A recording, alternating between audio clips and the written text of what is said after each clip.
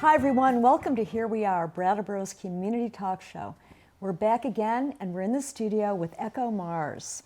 Echo is a self-taught multi-instrumentalist and pen and ink illustrator.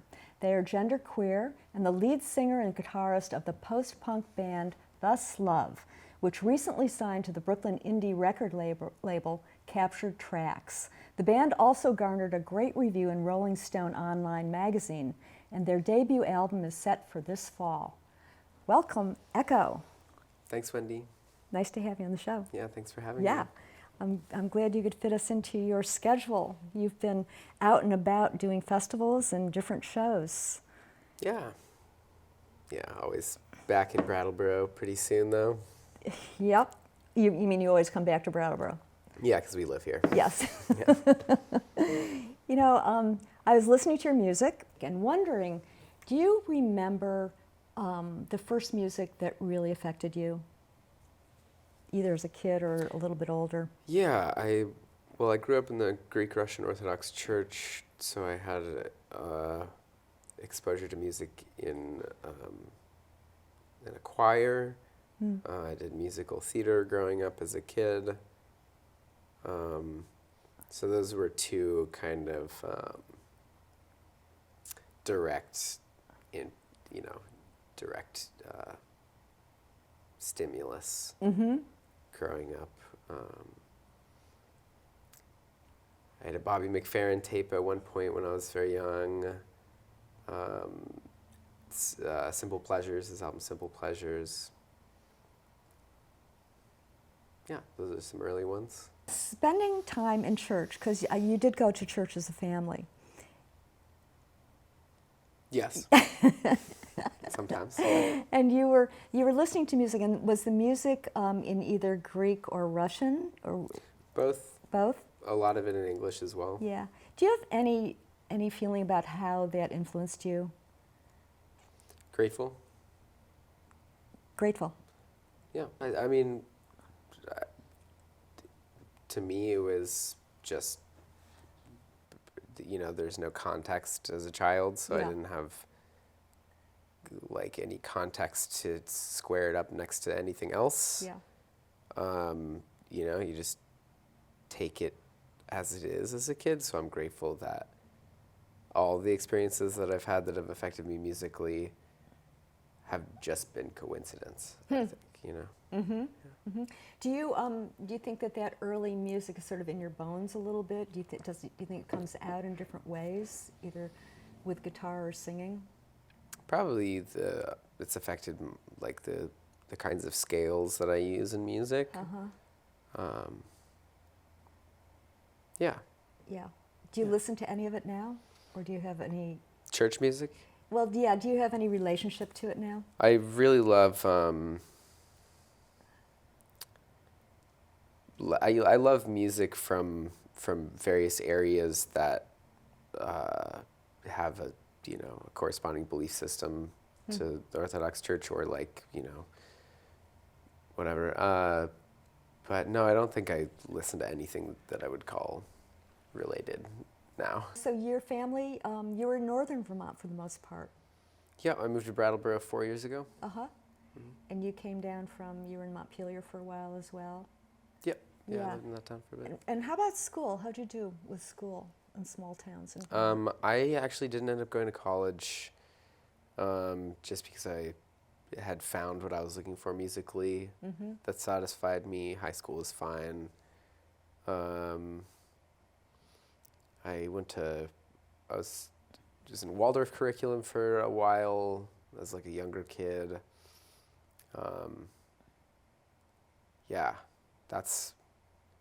I'm grateful for experiences like that where I went to public school briefly for a moment, but I had other experiences in different kinds of curriculum. So just on the subject of a greater perspective from context of other things to, the contrast of experiencing multiple things is nice for.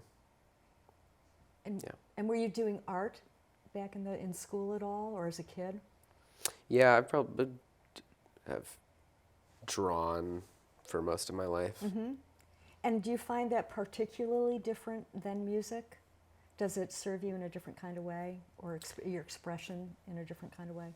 I would compare drawing more closely to writing music as opposed to performing it. Writing music and recording fulfills a very similar catharsis and calms a similar neuroses to that of visual art. Yeah. And so it's sort of different parts of yourself being expressed, and having a venue for that. Yeah. You know, expressing my own processing of the world. Yeah. Yep. And songwriting.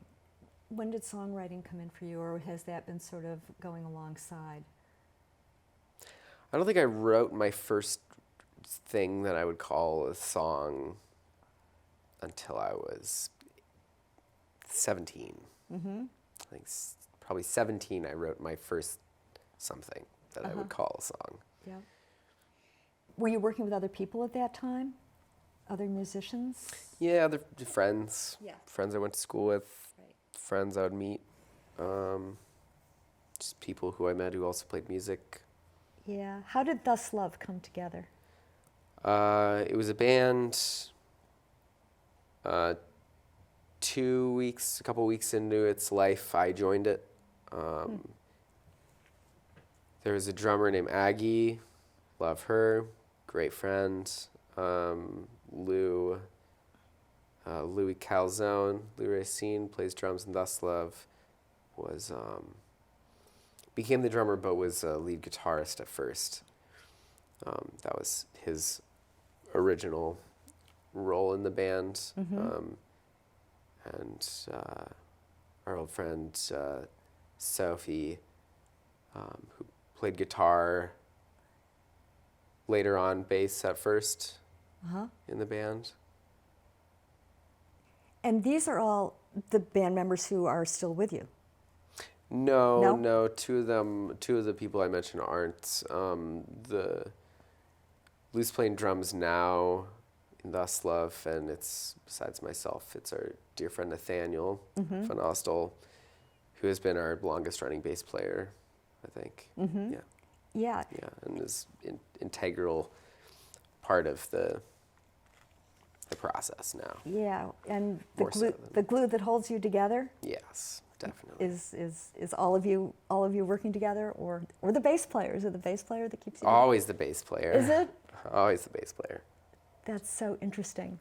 I'm kidding. It's all of us, but it is hard to find, a committed bass player. So, Yeah, I've definitely always sort of noticed grateful. that the bass and the drums together, I guess it's the rhythm section, right, basically.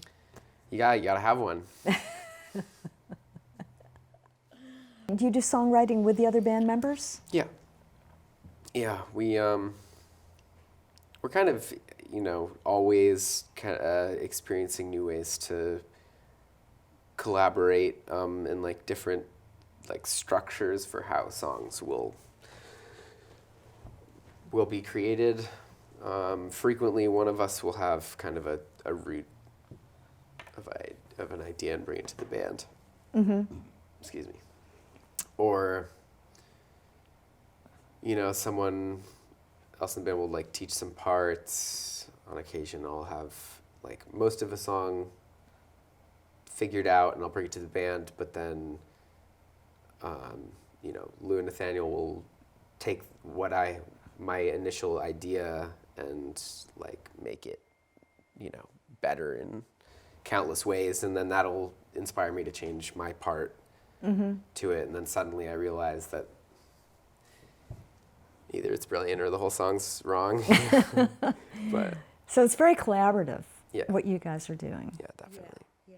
When you're practicing, when you're creating, there's, I would assume, a camaraderie that you have, and almost a kind of telepathy. Is it like that? Oh no, it's so hard to communicate. It's so hard to communicate musically. Well, I mean, I would say like we have a really good relationship, a really good means of communicating within music in and of itself, like actually playing it, like we have a musical chemistry for sure, but it's really hard. It's like talking about one language in a different language. So like talking about music and trying to convey thoughts that are about music is incredibly hard to do with like English vocabulary. Yeah. So it's mostly sitting down together. Yeah. And just working things out. Just doing it over and over and over and over again. Until you find some kind of groove or some kind of thing that's happening. Yeah. Yeah. Thus Love, you three have been performing together for about 4 years now. Is that about right? Yeah. Yeah. And you talk about your process together, working on songs or practicing or whatever. What is the performance piece for you in terms of your relationship with each other on the stage, your relationship with the audience, the give and take between those two things? Yeah. Well, as I mentioned earlier, the difference between writing music and performing it is pretty vast for me. It's really it's a cathartic experience and a neurotic experience that I do in my own head, and then also collaboratively, but mostly alone with the band in a writing context. But with performance, it's like this whole other way that you're learning to express yourself and the song as now kind of a separate entity that you know intimately. And it may cause a song to change.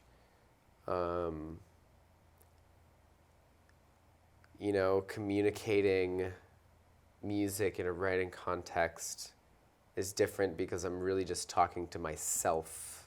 Mm-hmm.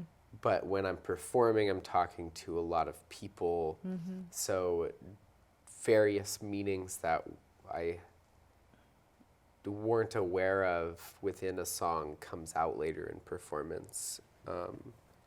Sort of like a sick kind of therapy, Well, it must be pretty interesting, though, to have like another layer, into the things that you're thinking about and the things you're trying to express, to have that other element come in.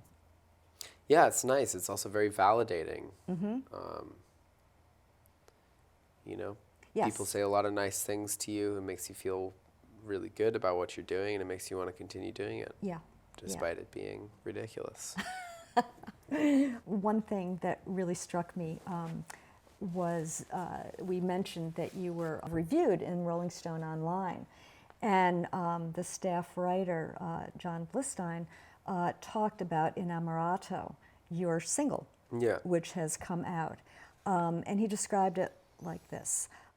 Enamorato combines swift drums, a rich driving bass line, and guitar arpeggios whose reverb-soaked shimmer is caked with just the right amount of distorted grit. Yeah, that's a really nice paragraph. Isn't it? Yeah, it's very flattering. Yeah, it's flattering, and it sounds like it's right on target as well. Coming up with great adjectives. For folks in the audience, there are a couple videos out. You actually have an official video of Enamorato, and it's filmed in Brattleboro, which is kind of cool. You may recognize some of the places, you may not. It goes pretty fast. Some of the back alleys and staircases in Brattleboro. But you get a real feel for that description, for one thing, and also, I think, kind of your unique performance that the three of you have together, the collaboration and the energy that you put out. It's been kind of a big year for Thus Love. Oh, yeah, absolutely. Yeah. Absolutely. How does that feel for you, getting some notoriety and some acclaim and certainly a lot of acknowledgement?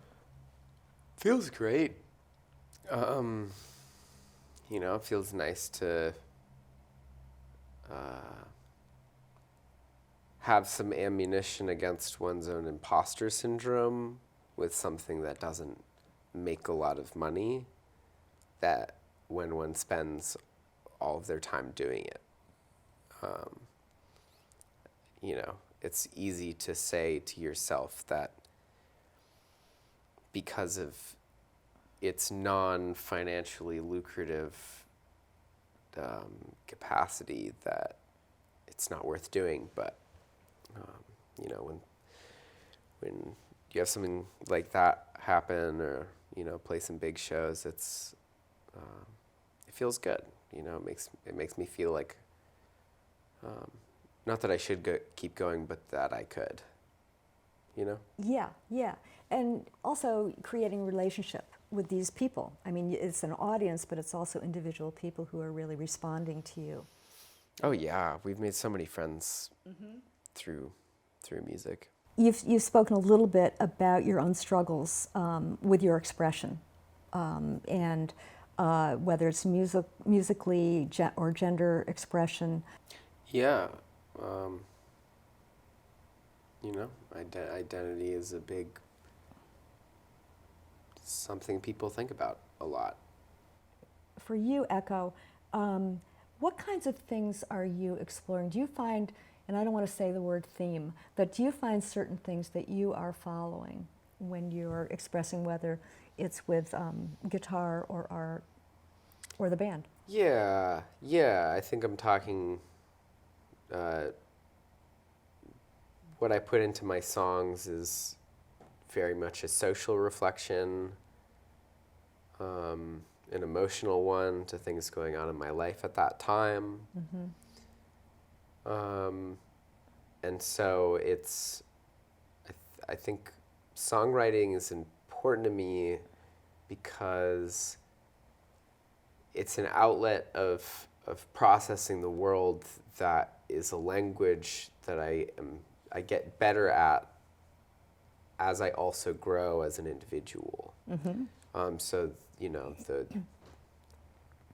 the more life experience that I have, the simultaneously my ability to express those things into words that I would sing in a band becomes more thorough.